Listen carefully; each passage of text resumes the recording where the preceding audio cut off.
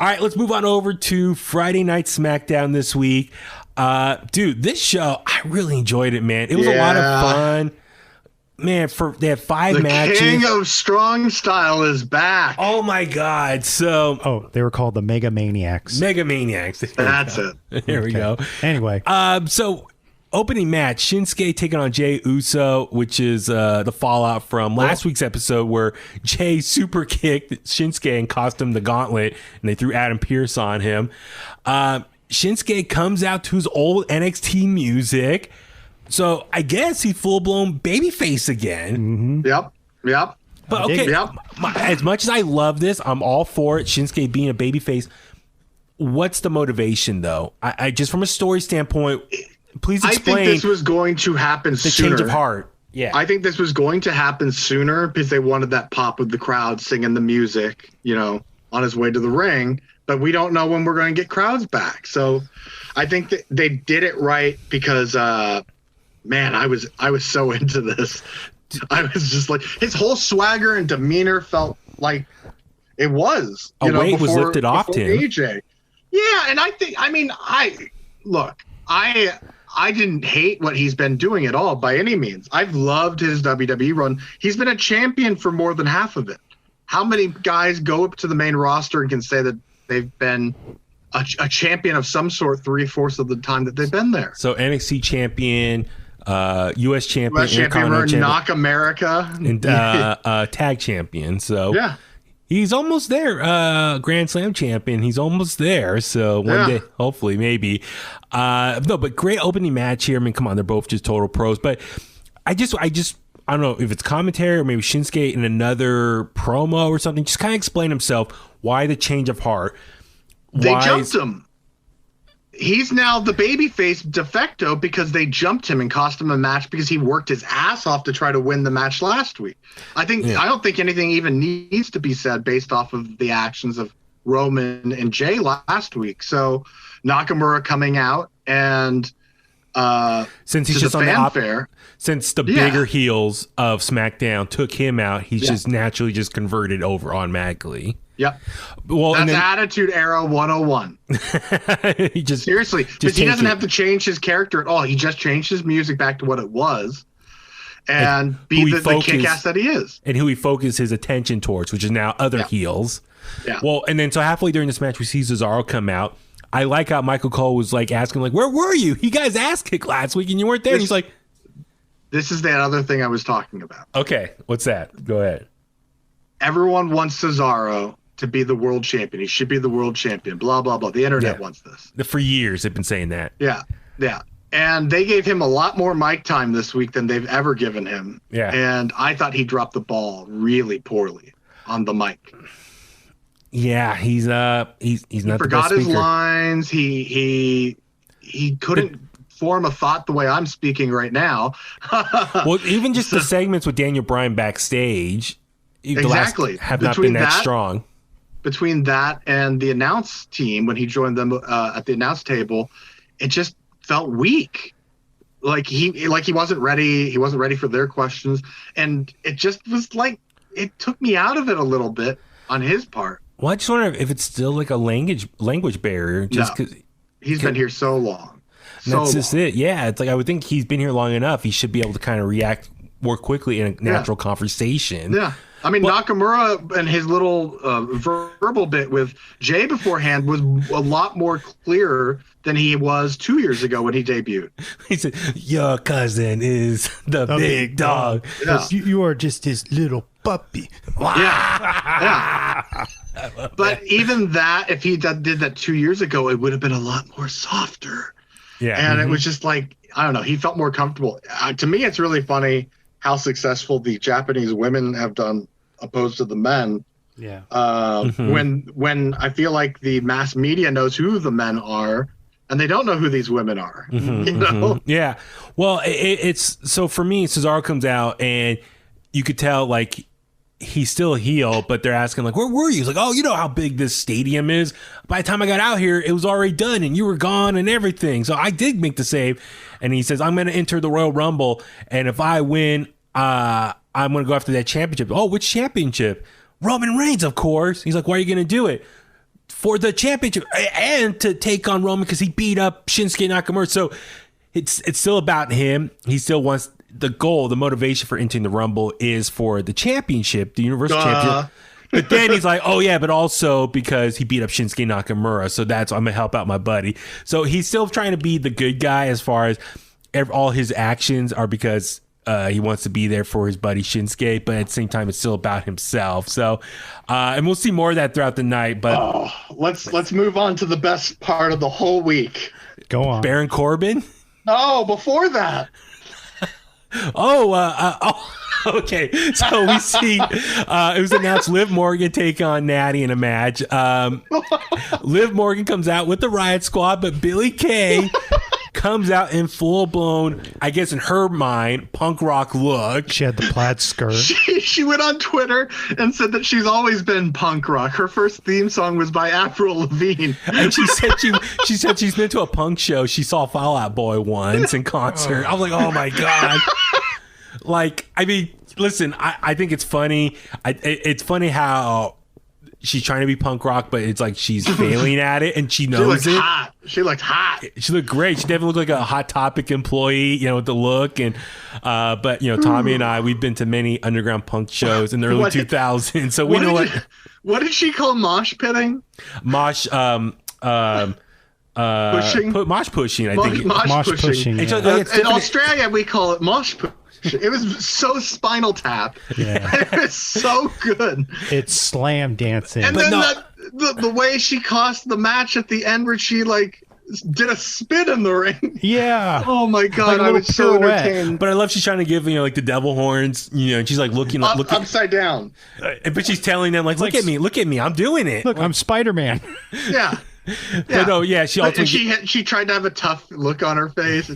But Corey Graves, she's money. I love Michael Cole called her Billy Vicious, like Sid Vicious, Sex Pistols. So, but Corey Graves is like, hey, Michael's like, hey, Corey, you're a punk rocker. Can you asking for his expertise, and Billie Kay's trying to yeah, I know what I'm talking about. So she's such golden, man. Listen, I know. I told you the money's on her. The money is her. It's 6 months ago, if you would have said out of the two Iconics who was going to be the star, everyone would have said Peyton Royce. Yeah. Except for me. I know. Yeah. It's been documented. But look, and that's not saying anything against Peyton Royce because she's funny herself. Yeah. And she's extremely talented in the ring and she's gorgeous. Yeah. It's just that Billie Kay has always been like the hilarious one, charismatic. Yeah, well, not even that. It's just like during their tag team matches, when Billie was out on the apron, she would just be squawking is the word I use for it. Yeah. She'd be squawking at Billie and just yelling through the entire match. Like I said, she's like Sherry Martel. Yeah, so that's the thing. I was like, she could really be a manager. Like, however long she wants to wrestle, that's fine. But she could really transition to a fun manager. She can do anything. She could be a general manager. She could be an announcer. She can be anything she wants. Yeah. So no, I love this what she did. It's so much fun. I'm looking forward to that. Question I do have for both of you guys. So we saw Baron Corbin take on Rey Mysterio. Dominic Mysterio was out there. Yeah. Dominic tried to get involved, but ultimately Baron picked up the victory, defeated Rey.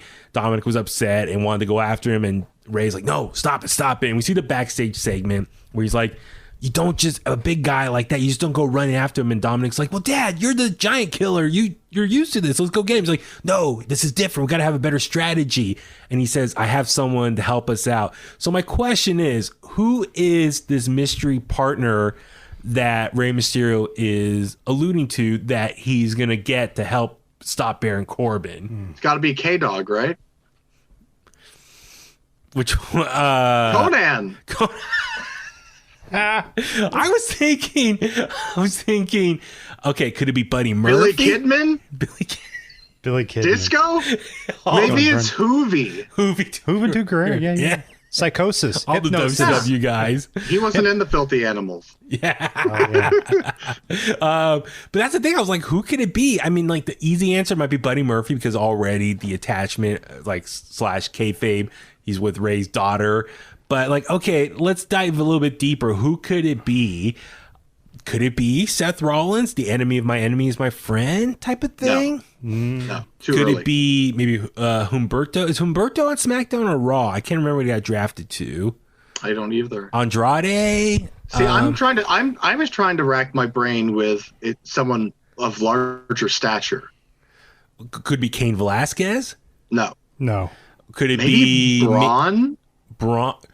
Braun? Maybe, but he's on Raw, right? Is he on Raw? Yeah. Carrillo is on Raw. Okay. Or the other thing, could it be maybe Damian Priest? He's been rumored to come to SmackDown. Ooh. Yeah. So anyway, I just want to put it out there. It's like Also, I'd like to put it out there that I think Damian Priest and Baron Corbin would make a pretty cool tag team. almost like one and the same kind of personality. Yeah. Sure, yeah. But the finishing moves too would be pretty sick. Yeah. So I don't know, just food for thought to the Kliqsters out there. Who could be this mystery partner that Ray's going to get to help align himself with the two of them, take on Baron Corbin and his Knights of the Lone Wolf. So just keep an eye out there, see what happens. Hopefully maybe get an answer next week or so. Let's see. I enjoyed Ding Dong Hello, I did too. Bailey segment. I didn't want to, but it was done very, very well. Well, I love Bailey comes out with the glasses, which for us 90s kids, we grew up watching Sally Jesse Raphael. They look cute on her. Yeah, I look great on her. I like Bianca Belair comes out and she plays along with it. Like that made the segment to me. Yes. Like you have to go through the door and she goes, "Who is it?" And she pokes her head around the door and goes, "Bailey, you invited me here. You know who it is." Yeah. And then she opens the door, and then Bianca takes her chair, and it's like, this is comfy. And then Bailey's like, all right, I'll stand. I got to keep my legs strong because I'm going to be in the Royal Rumble this year. So I really like this feud so far and the back and forth. So ultimately, it's going to lead to a challenge next week, what do you call it? Like a decathlon or obstacle course. Bailey's obstacle course. I know in the past sometimes those moments can be kind of cringy, but if it's pre-tape, it should be a lot of fun because Street Profits, Viking Raiders, those were pretty fun. If they do a cinematic obstacle course, I'll be thrilled. Exactly. Have time to edit it, make it funny, all that stuff. Because remember the one they did live with Sami Zayn and Bobby Lashley? That was kind of bad live on Raw. I don't even remember that. It was so bad. Exactly. So I hope it's pre-tape. I'm looking forward to that. I'm looking forward to their whole, just rivalry. And it's almost like a slow burn to their eventual match. Maybe we'll see something they did have a match last month, but I mean, as far as the rematch and where this is going. So maybe they'll have something at the Royal Rumble planned. I don't know. But anyway, I'm looking forward to that. But dude, easily might have been match of the week. Cesaro taking on Daniel Bryan. Man, that head scissor takedown into an arm bar or a crossface was nuts. Yeah. But also when Cesaro, Daniel Bryan pulling out Lucha Libre. Mm-hmm. A lot of fluidity throughout this match. But also when Cesaro lifted up Daniel Bryan on the top rope and spun him in the air with that suplex, amazing. It was almost like a corkscrew, spun him around. Just the strength of Cesaro has always been amazing. But this match, the back and forth, the technical stuff, the submission holds, the false finishes, all great stuff here. It really reminded me of a Kurt Hennig versus Nick Bockwinkel type match. Yeah, dude, it was great. Did you guys see the quote from Kurt Angle? He tweeted out, he said, quote, "I watched an incredible match on SmackDown last night between Cesaro and Daniel Bryan. A technical masterpiece with great submission, trade-offs, and false finishes. Reminded me of my matches with Benoit. Great job, guys. Hashtag it's true." Cesaro has everything in the ring. Yeah. All the capabilities. Yeah. I just thought of this based off of the rumor mill and Damian Priest going back to the Rey Mysterio thing. What if the Rey Mysterio thing that he's talking about is Rhea Ripley and she comes out and beats the crap out of Baron Corbin? Just to really embarrass him. Yeah. That's possible. That could be. I could see her giving him a T-bone and throwing him around a little, then him tucking his tail between his legs and running up the ramp. That's true. Yeah. I'm just trying to think. Speculation. Yeah, it's those are the two rumored names right now. Yeah, that they're moving up from NXT. It's be interesting. Yeah. So plot thickens. but anyway, like this match here, Cesaro wins over Daniel Bryan clean, and so to Daniel Bryan's credit, in the last 2 weeks, he put over Shinsuke Nakamura and Cesaro both clean. So it doesn't hurt him at all. Exactly. No. So it's been really amazing, Daniel Bryan, in his time so far. You know, he also creatively. made Drew Gulak earlier within the calendar year. Yeah, but also jumping ahead, Apollo Crews is now getting some time to shine. So we see Apollo Crews backstage with Roman Reigns, like in the same room. Yeah. So that was the theme throughout the night was Roman. Adam Pearce was trying to get Paul Heyman to have Roman sign the contract, but Roman kept rejecting it because he wanted a different stipulation. Ultimately wanted a last man standing stipulation.